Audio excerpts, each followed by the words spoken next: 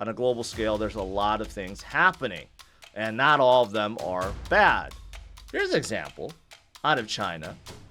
Last few weeks, a lot of scare around Evergrande, one of the biggest property developers in China, and it crashed like 90%. Well, it soared 70% today because there's another property manager that was able to avoid default. So it seems like not all is so bad in China, or maybe it is, but China's not going to let these guys fall. They're too big to fall. If all these property managers start collapsing, go bankrupt, China's going to be in a very, very deep recession or depression. I mean, they're already seeing deflation all around, right? And it's no good. So, there's a lot of doom and gloom around the world, but does not mean that they're all going to end up in disaster, right? They could be bailed out, right? Just like the U.S. bailed out a lot of banks, even this year, right? A lot of bailouts left and right. You hand out money. That's what the governments do. And temporarily, they do solve, issues or collapses, right? But long term, what does that do? Basically, just causes inflation, right? Causes money to be devalued. And that's why we're in Bitcoin. Today, this morning, I covered about Solana. There's actually some Solana news. But Visa is expanding their stablecoin settlement capability, okay? And they're choosing the Solana blockchain.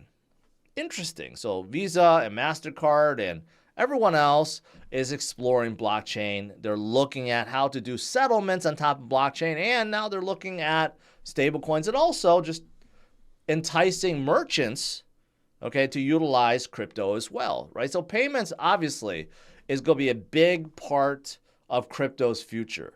Right now, there's a lot of on-ramps, off-ramps being built because of regulations. It's kind of hairy in some places like the US, but they're definitely being built. And fintech companies and credit card companies and banks, they're all exploring, right, different use cases and how to really get the most benefit from blockchain. But, there's a lot of things being developed right now. Even Swift decided to utilize Chainlink to see if they can also utilize tokens and tokenizations, right, for their settlement layer. So, there's just a lot going on. And of course, let's not forget X, aka Twitter, recently got their transmitter license in several states.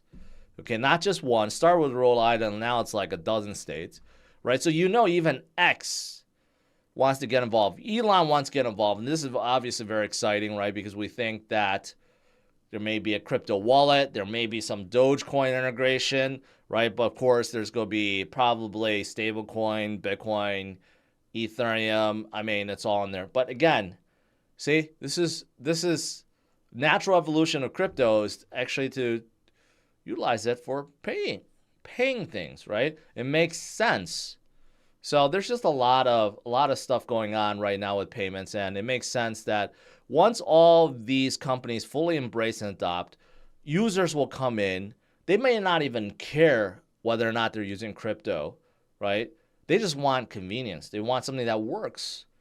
And that's exactly what's being built right now, right? All these companies trying to figure out how to build the next generation of payment apps and financial services utilizing the best parts of crypto. Metamask, which is probably the most popular browser-based wallet, they partnered up with several fiat off-ramps. So now you can cash out directly for fiat within Metamask.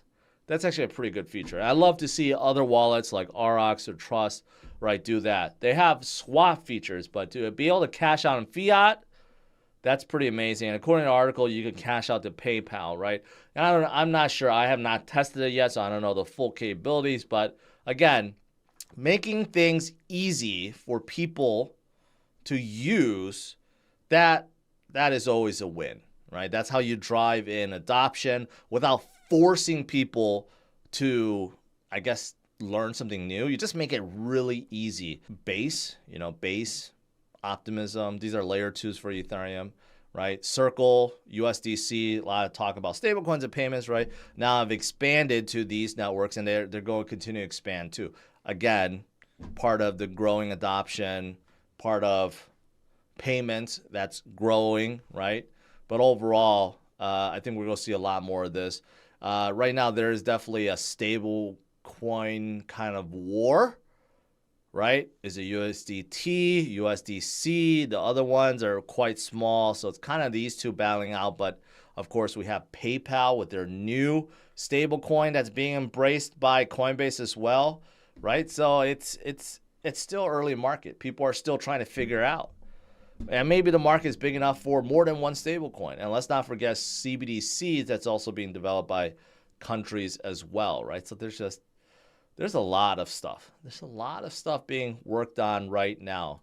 And speaking of Coinbase, I also saw this. They're creating a new crypto lending service geared towards large investors. Interesting.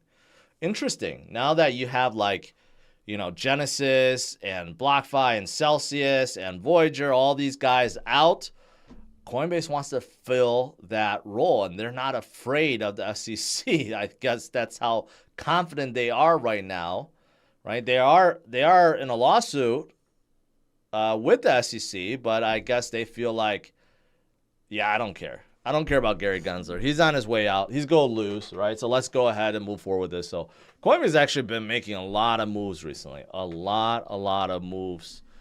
So I guess good for them. Saw this today. Kraken, one of the bigger exchanges in the U.S. I don't know how they compare actually to the others, but very well known, have been around for a while. They decided to add PayPal, which I it's big news. And PayPal I know is a big fintech company, but I still don't trust PayPal. But I know a lot of you guys do use PayPal.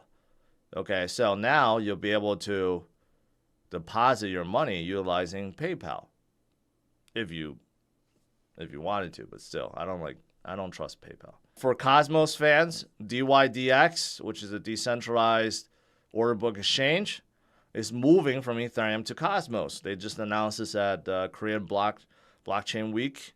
So this will be pretty big because Cosmos doesn't really have a lot of DEXs. I know of Osmosis. That's pretty much it. I haven't heard of any other DEXs being launched in Cosmos. And DYdX, although I never used them before, I know they're relatively big. A lot of people have.